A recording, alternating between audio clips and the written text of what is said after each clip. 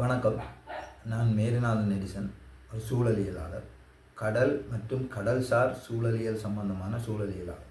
இப்போ மன்னாரில் காற்றாலைகள் அமைக்கப்பட்டதால் சூழலுக்கு வந்த பாதிப்புகள் அல்லது சூழல் சம்பந்தமாக ஏற்பட போகிற பாதிப்புகள் சம்பந்தமாக பார்ப்போம்.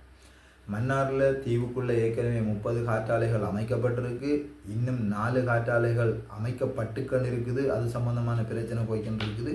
இன்னும் ஒரு 10 காற்றாலைகள் அமைக்கிறதுக்குரிய கோட்டேஷன் கால் பண்ணப்பட்டு அதுக்குரிய வேலைகள் நடந்திருக்குது. அதையும் விட 6 காற்றாலைகள் மன்னார் தீவுக்கு வெளியிலேயும் 53 காற்றாலைகள் அதானிர திட்டத்தை அடிப்படையாக கொண்டு இடம் தெரிவு செய்யப்பட்டும் இருக்குது. இது இப்போதைக்கு இருக்கிற நிலைமை. ஓகே, இப்போ நாங்கள் பார்ப்போம் சுற்றுச்சூழலுக்கு உண்மையிலேயே என்ன பிரச்சனை என்று பார்த்தா, மன்னாரில் 3 விஷயத்தை அல்லது 4 விஷயத்தை பற்றி கேட்போம். ஒன்று, கடற்கரையோர சூழல் தொகுதிக்கு இருக்கிற பாதிப்பு. அடுத்தது சத்தம், வைப்ரேஷன், அதாவது சத்தம், அதிர்வு, இது ஒரு விஷயம். அதை விட மெரைன் எக்காலஜின்னு சொல்லுவோம், கடல் சூழலியல் ஒன்று சொல்லுவோம், இதுலேயும் ஒரு பிரச்சனை இருக்குது. அதை விட பறவைகள் பறந்து வாரதில் இருக்கிற பிரச்சனை. இந்த பறவைகள் பறந்து வார பிரச்சனை தான் கொஞ்சம் சூடு பிடிக்கக்கூடிய முக்கியமான விஷயம் என்றதால் அதை முதலாவது சொல்கிறேன். இப்போ பரப்பு பாதைகள்னு சொல்லுவோம், பறவைகள் இடம்பெயர்ந்து போகும், ஒவ்வொரு வருஷமும் இடம்பெயருமேன்னு சொன்னால் அந்த தாங்க முடியாத ஒரு காலநிலை உருவாகவில்லை. இப்போ உதாரணத்துக்கு குளம் எல்லாம் ஐஸாக போயிட்டுன்னு சொன்னால் அந்த குளத்தில் மீனை பிடிச்சி சாப்பிட்ற அல்லது குளத்தில் சாப்பிட்டு வளர வேண்டிய பறவைகளுக்கு அங்கே இருக்க இயலாது. அப்போ குளம் ஐஸாக போகாத இடத்தை தேடி வரணும். அப்போ எங்களுக்கு துருவ பகுதிகள், இப்போ உதாரணத்துக்கு நம்ம இடத்தோட கதைக்கிறோன்னு சொன்னால் ரஷ்யா பக்கம் துருவ பகுதி என்று எடுத்துக்கொள்வோம். அங்கே பனிக்காலம் வரும், 4 வகையான காலங்கள் வரும், விண்டர், சம்மர், இப்படி சொல்லுவாங்க, நிறைய 4 காலம்னு சொல்லுவாங்க. அங்கே அந்த கண்டிஷன் சரி வராமக்கு போக அவையை பறந்து சூடான பிரதேசங்களை தேடி வரணும். அது கிட்டத்தட்ட மத்திய கோட்டில் இருக்கும். இப்போ இலங்கை, இந்தியாவில் கீழே தமிழ்நாட்டு பக்கம் தனுஷ்கோடி இந்த பக்கங்கள், அதே போல் மாலத்தீவு, இந்த பக்கத்தால் இந்தோனேஷியா, அப்படி அந்த லைனுக்குள்ளே மத்திய கோடு அல்லது பூமத்திய ரேகையை தேடித்தான் அதுகள் வர பார்க்கும். அப்போ இதுலேயும் 5 பரப்பு பாதைகள் இருக்குது உலகத்தில், வேறு வகையான வேறு இடங்கள்லேருந்து போகிற இடங்கள். அதில் இந்த இலங்கை அமைஞ்சிருக்கிற இடம் ஒரே ஒரு பரப்பு பாதை, துருவத்தில் தொடங்கி மத்திய கோட்டுக்கு முன்னுக்கே முடிகிற ஒரே ஒரு பரப்பு பாதை தான். அதை நாங்கள் சென்ட்ரல் ஏசியன் ஃப்ளைவேன்னு சொல்லுவோம், மத்திய ஆசிய பரப்பு பாதை. இதுதான் உலகத்தில் ஆக சின்ன, அதாவது ஷோர்ட், ஒரு குறிப்பிட்ட இடத்துக்குள்ளே தொடங்கி முடிஞ்சிடும். ஆனால் கூடுதலான பறவைகள் இடம்பெயர்ற அல்லது கூடுதலான பறவை இனங்கள் இடம்பெயர்ற மிகவும் ஒரு காம்ப்ளிகேட்டடான ஒரு பரப்பு பாதை இது. இப்போ இலங்கைக்குள்ளே 256 வகையான வித்தியாசமான பறவை இனங்கள் வருகிறது. அது மில்லியன் கணக்கில் பறவைகளோட நம்பர்ஸ் கூடிடும். இப்போ உதாரணத்துக்கு எடுத்துக்கணும்னா டேர்ன்ஸ் என்ற ஒரு பறவை இனம் வருதுன்னா அது ஒரு 10,000 15,000 பறவை வரலாம். ஃப்ளமிங்கோஸ் என்று எடுத்தோம்னு சொன்னால் அது ஒரு 30,000 20,000 பறவை வரலாம். அதே போல் இனி எங்களுக்கு சாண்ட் பைப்பர்ஸ், சாண்ட் ஃப்ளோவர்ஸ், இப்படி இனி வேறு நிறைய இருக்குது, நிறைய இனங்கள், எனக்கு எல்லாம் தெரியாது. 260 வகையான பறவை இனங்கள் வருகிறது. நீங்கள் ஆன்லைனில் மைக்ரேட்டரி பேர்ட்ஸ்ன்னு சர்ச் பண்ணிங்கன்னா உங்களுக்கு அதை விட கூடுதலான விளக்கம் தெரியும். ஓகே, அப்போ இந்த பறவைகள் வார பாதை ஒரு வின் ஃப்ளோ ஒன்று இருக்கும். அதுகள் காந்த சக்தியை பயன்படுத்தி தான், காந்த புலத்தை பயன்படுத்தி தான் இந்த இடங்களை தேடி வருகிறது. இயற்கையிலேயே அதுகளுக்கு இதுதான் வழி. அப்போ அதுகள் வார வழி தான் உண்மையிலேயே காற்று செறிவு கூடின இடமா இருக்கிறதால இந்த காற்றாலை மின் உற்பத்திக்கு இவங்க கோபுரங்கள் அமைக்கிற இடமும் பறவைகள் பறந்து வார இடமும் ஒன்று தான். அப்போ எங்களோட ஆக்கள் யோசிக்கணும், பறவைகளுக்கு பாதிப்பை குறைச்சி மின்சாரத்தை உற்பத்தி செய்கிற முறையை யோசிச்சிருக்கணும், காற்றாலைகளை தவிர்த்து. ஆனால் நிறைய கன்சிக்வன்ஸ் இருக்குது, அதில் இருக்கிற பிரச்சனைகள் கணக்கு. ஓகே, நாங்கள் இப்போ பறவைகள் வருகிறது, பறவைகள் இந்த காற்றாலைகளில் கொலோஷன்ஸ் நடக்குது, அடிபடுகிறது, பறவை இனங்களுக்கு பாதிப்பு இருக்குது. இந்த பாதிப்பால் மன்னாருக்கு சுற்றுலாத்துறையால் வரக்கூடிய வருமானம் இழக்கப்படும். உதாரணத்துக்கு ஃப்ளமிங்கோன்னு சொல்கிற அந்த செங்கால் நாரை இலங்கைக்கு வாரது, மன்னாருக்கு வாரது, அதை பார்க்குறதுக்கு உலகம் முழுக்க இருந்த ஆக்கள் மன்னாருக்கு வாரது. இதால் இலங்கைக்கு வார அந்நிய செலாவணியில் மன்னார் மக்களுக்கு வார வருமானம்ங்கிறது ஒரு கணிசமான அளவு கடந்த 3-4 வருஷங்களில் கூடிக்கொண்டு வருகிறது.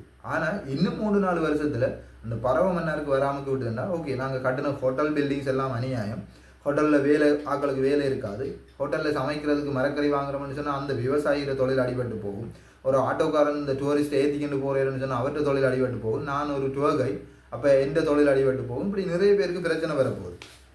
இது ஒரு பக்கம் இருக்குது. இதுக்குள்ள எங்களை எனர்ஜி மினிஸ்டர் என்ன சொல்கிறேன்னா, மன்னார் ஒரு சும்மா ஒரு நிலம், அது ஒரு ஸ்டேல் லேண்ட், அதில் ஒன்றும் இல்லை, அது ஒரு பறவைகளுக்கு பரடைஸ்ன்னு நீங்கள் சொல்கிறீங்க, அப்படி மன்னாரில் ஒன்றுமே இல்லைன்னு அவர் சொல்லிட்டு, அவர் சில விட தெரியாமல் சொல்லியிருக்கலாம், இல்லை கோவத்தில் சொல்லியிருக்கலாம்னு வைப்போமே, அதை பற்றி நாம் கதைக்க வேணாம்.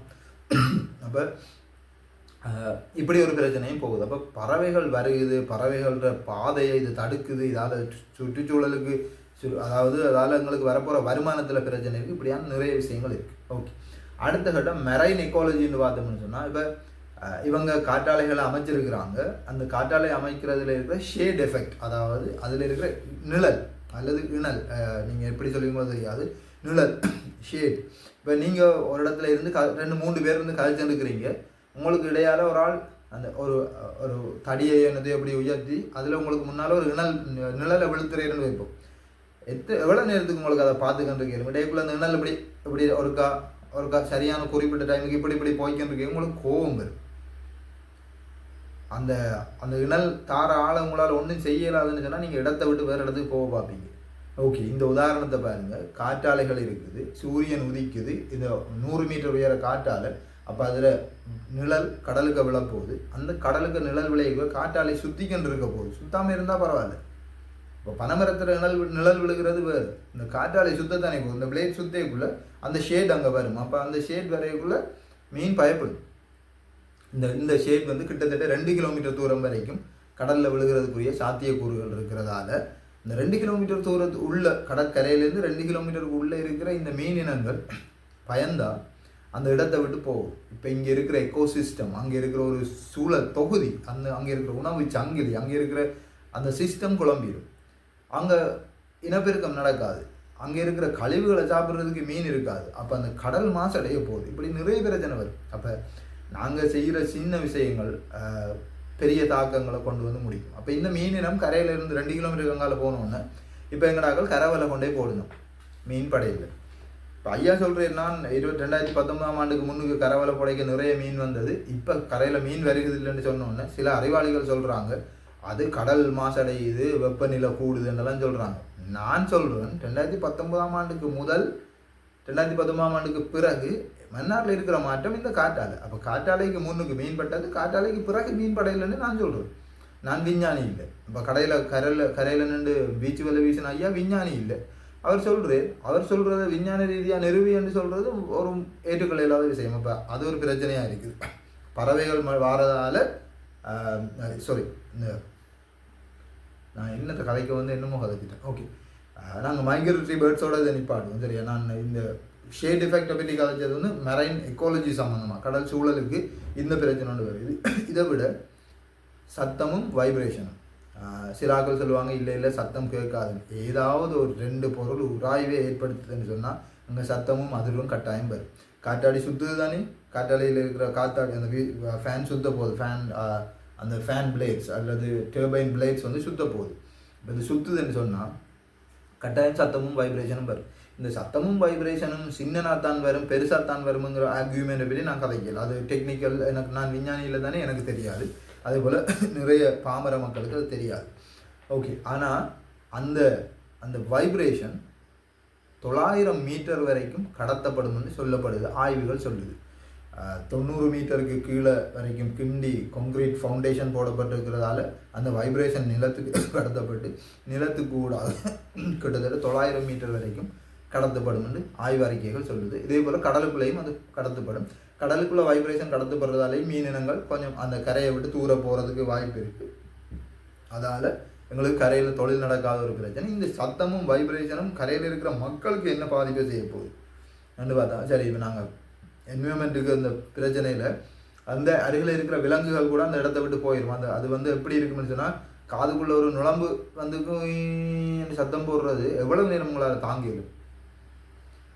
எல்லாத்துக்கும் ஒரு அளவு இருக்குது தானே, எல்லாத்துக்கும் ஒரு அளவு இருக்குது தானே ப்ரோன்னு கேட்ட மாதிரி அந்த அளவு தான் அது. ஒரு லிமிட்டுக்கு மேலே உங்களால் தாங்கிடாது. அப்போ அது உங்களை கோவப்படுத்தும் அல்லது உங்களை அனோயிங்னு சொல்கிறது, அது ஒரு எரிச்சல் படுத்துறதால நிறைய பிரச்சனைகளை கொண்டு வந்து விடும். பிபி கூடி நீங்கள் ஆக்களோட சண்டை பிடிச்சி தேவையில்லாத பிரச்சனைகளை கொண்டு வந்துங்கிற வரைக்கும் இந்த சத்தம் கொண்டு போய் விடும். நித்திர கொள்ள இயலாது, படிக்க இயலாது, ஞாபக மறதி வரும். உங்களுக்கு நீங்கள் என்னத்தையோ ஒன்று பாடமாக்கி சோதனைக்கு எழுதுறதுக்கு போகிறேன்னு பார்த்தா உங்களுக்கு காற்று சத்தம் மாதிரி என்னமோ வேறு எல்லாம் கேட்கும். அப்போ இது ஒரு பிரச்சனையான விஷயம். அதை விட இந்த வைப்ரேஷன் சில நிலத்துக்குள்ளே இருக்கிற நில மேற்பரப்பில் வாழ்கிற உயிரினங்கள், மொலஸ்க் இனங்கள் பொதுவாக சொல்லப்படும் தான் எங்களோட நத்த இனங்கள் இருக்குது தானே, இந்த இனங்கள்லாம் அந்த இடத்த விட்டு கலைக்கும். அதே சீன் கடலுக்குள்ளேயும் நடக்கும். இப்போ நாங்கள் சங்கு குளிக்க போகிறாக்கள், அட்டை குளிக்க போகிறாக்கள் எல்லாருக்கும் பிரச்சனை வரும். வைப்ரேஷன் அதுகளை அந்த இடத்துல இருந்து துரத்தும், கலைக்கும். ஓகே, அதே போல் இந்த கற்பமுறுதல் இருக்குது தானே, சும்மாவே உலகம் முழுக்க இப்போ என்ன சனத்தொகை பெருகின நாடுகள் பெருகினதே தவிர இப்போ எல்லா நாட்டிலையும் சனத்தொகை வீதம் விழுந்துன்னு போகுது. யாரும் உதாரணத்துக்கு உங்களுக்கு தெரிஞ்சாக்களே பாருங்களேன், 5 புள்ள பெறாக்கள் கையில் உங்களுக்கு விரல் விட்டு எண்ணக்கூடிய ஆக்கள் தான் இருக்குது. 4 புள்ள பெறாக்கள், 3 புள்ள பெறாக்கள், 2 ஒன்றோடையே முடிஞ்சுது இப்போ. ஆனால் இந்த கரு உருவாகிறதுல கூட இந்த வைப்ரேஷன் செல்வாக்கு செலுத்தும் கருச்சிதைவுகள் ஏற்படும் என்று ஆய்வறிக்கைகள் சொல்லுது. நீங்கள் தேடி பார்க்கலாம், ஆய்வறிக்கைகள் சொல்லுது. அப்போ இதுவும் எங்களுக்கு பிரச்சனை. அடுத்தது, இந்த காற்றாலைகள் அமைக்கப்படைக்குள்ள கிளியர் பண்ணப்பட்ட தாவர இனங்கள், பனைமரமாக இருக்கலாம், அல்லது நம்மளோட தாளமரம், கடற்கரையில் வளர்கிற தாளமரமாக இருக்கலாம். இப்படி நிறைய விஷயங்கள். அடுத்த ஹை டென்ஷன் லைன் போகக்குள்ள அந்த இடத்துல இருந்தது வங்காள சரணாலயத்துக்குள்ளாலது போகக்குள்ள அங்கே இருந்த கண்டல் தாவரங்கள், அங்கே இருந்த சோல்ட் மார்ஷஸ் இதெல்லாம் அழிக்கப்பட்டு தான் இந்த ஹை டென்ஷன் லைன் போகுது. இப்போ இதுவும் ஒரு சூழலுக்கு பாதிப்பான விஷயமாக நாங்கள் கருத்தில் கொள்ளலாம். சரி, இப்போ சூழல் பாதிப்பில் முக்கியமாக பறவைகள் பாதிக்கப்படுது. பறவைகள் பாதிக்கப்படுறதால எங்களோட வாழ்வாதாரத்தில் பாதிப்பு கொண்டு வரப்போகுது. அடுத்தது கடல் சூழல் பாதிக்கப்படுது, அதாலேயும் எங்களோட வாழ்வாதாரத்தில், மீனவர்கள்ற வாழ்வாதாரத்தில் நேரடியான பாதிப்பு வரப்போகுது. சத்தத்தாலையும் வைப்ரேஷனாலையும் அதிர்வாலையும் பாதிப்பு வருது. இதுவும் நேரடியாக எங்களோட தொழிலில் செல்வாக்கு செலுத்த போது, எங்களோட தொழிலுக்குரிய அதாவது கடல் வளத்தை கலைக்கிற மாதிரி எங்களுக்கு தேவையில்லாத கோபத்தை ஏற்படுத்தி, அதே போல் எங்களுக்கு தேவையில்லாத சில சுகாதார கேடுகளை உருவாக்குற விஷயமா இருக்குது. கடைசியாக மேங்க்ரூவ் அண்ட் கோஸ்டல் எக்கோசிஸ்டத்துக்கு டிஸ்ட்ரக்ஷன், அதாவது அந்த பசுமை எனர்ஜியை உருவாக்குறோம் என்று சொல்கிறோம், ஆனால் நிறைய பசுமையான விஷயங்களுக்கு அழிவை ஏற்படுத்துகிறோம். இது சூழல் சம்பந்தமான விஷயம். நாங்கள் இதை போல் இன்னும் அடுத்தடுத்த விஷயங்களில் மிச்சத்தையும் பார்ப்போம். நான் உங்களை இந்த சேனலை சப்ஸ்கிரைப் பண்ணுங்கன்னு சொல்லல, லைக் பண்ணுங்கன்னு சொல்லல, ஷேர் பண்ணுங்கன்னு சொல்லல, கமெண்ட் அடிங்கன்னு சொல்லல. ஆனால் நீங்கள் உங்களுக்கு வேணுமென்னு சொன்னால், உங்களுக்கு தெரிஞ்சாக்களுக்கு இது பிரயோசனப்படுமெண்டா இதை பற்றி ஆக்களோட கதைங்க. ஓகே, உங்களுக்கு வேறு ஏதாவது தெரிஞ்சுக்கணும்னு நினைச்சா உங்களுக்கு எந்த நம்பர் உங்கள்கிட்ட இருந்தால் நீங்கள் எனக்கு நேராக கால் பண்ணி சொல்லுங்கள், எனக்கு வாட்ஸ்அப் பண்ணுங்கள், பிரச்சனை இல்லை. அப்படி இல்லையா இதில் கமெண்ட்ஸில் போடுங்க, தம்பி இப்படி ஒரு விஷயம் இருக்குது, இதை பற்றி விளங்கப்படுத்துங்கன்னு சொல்லுங்கள். நான் எனக்கு தெரிஞ்சிருந்தால் விளங்கப்படுத்துவேன், அப்படி இல்லாட்டி எனக்கு தெரியாதுன்னு சொல்லுவேன். அல்லது சம்மந்தமாக தெரிஞ்சாக்கள் யாராவது இருந்தால் அவங்கள இன்டர்வியூ எடுத்து அவங்கள கதைக்க வச்சு அதையும் உங்களுக்காக போடுவேன். நன்றி.